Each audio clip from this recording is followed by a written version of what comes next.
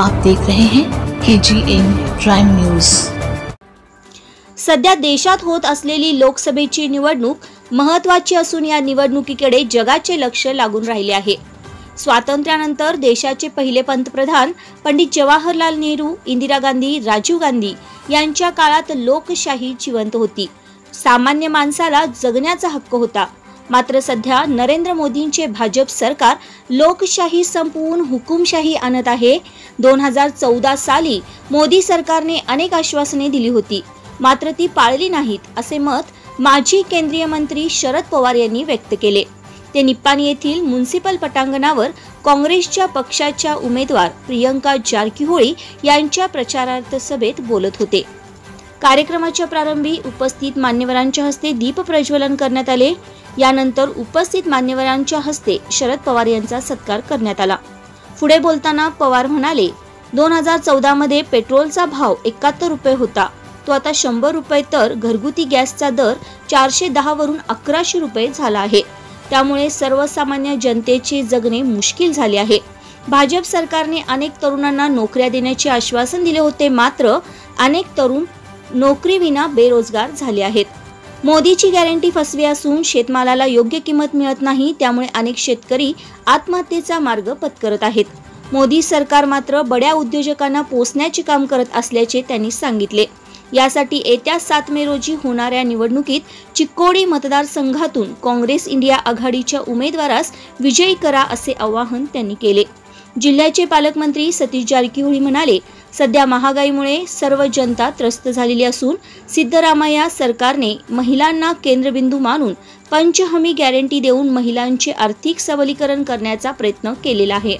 यासाठी काँग्रेस पक्षाचे हात बळकट करण्याविषयी त्यांनी सांगितले।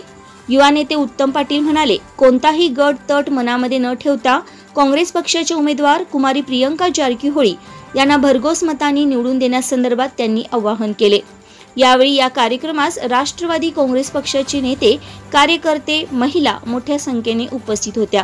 KGN क्राईम न्यूज साठी संपादक सय्यद अफसर पटेल यांच्यासह वृत्त निवेदिका माधुरी मेस्त्री। ದೊಡ್ಡ ಮಟ್ಟದ ಮಹಿಳೆಯರಿಗೆ ವಿಶೇಷವಾಗಿ ಸಿದ್ದರಾಮಯ್ಯ ಕೊಟ್ಟಿದ್ದು ಬಹಳ ವಿಶೇಷ ಮಾತು ಹೇಳ್ತಾ, ಈ ಗ್ಯಾರಂಟಿಯಿಂದ ಮಹಿಳೆಯರ ಸಬಲೀಕರಣ ಆಗಬೇಕು, ಅವರಿಗೆ ಶಕ್ತಿ ತುಂಬಬೇಕಂತ ಈ ಯೋಜನೆಯನ್ನು ಕಳೆದ 10 ತಿಂಗಳಿಂದ ಜಾರಿ ಮಾಡಿದ್ದೇವೆ। ಇದರಿಂದ ಬಹಳಷ್ಟು ಮಹಿಳೆಯರಿಗೆ ಉಪಯೋಗ ಆಗಿದೆ ಅಂತ ಇವತ್ತು ನಾವು ಭಾವಿಸ್ತಾ ಇದ್ದೇನೆ। ಜೊತೆಗೆ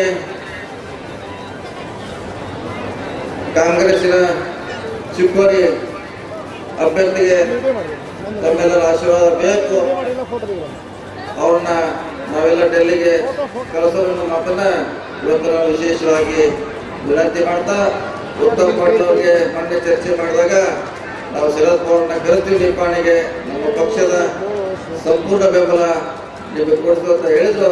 ಆ ರೀತಿ ಬಂದಿದ್ದಾರೆ ಉತ್ತಮ್ ಅವರಿಗೆ, ಜೋಶಿ ಅವರಿಗೆ, ಅವರು ಕೂಡ ವಿಶೇಷವಾಗಿ अभिनंदन सल्लुस्ता तम्मेಲ್ಲರ सहकार ಬೇಕಾಗಿದೆ। ठिकाणी निर्माण केलेली आहे, विसरून चालणार नाही।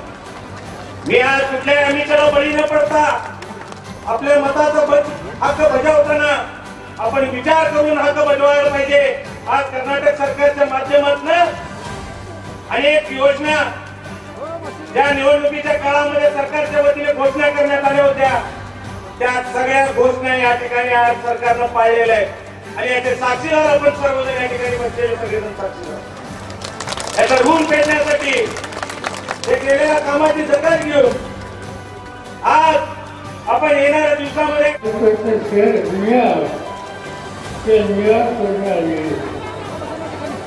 त्यांना विचारले की निवडणुकीची माहिती घेण्यासाठी आम्हाला आश्चर्य वाटतं।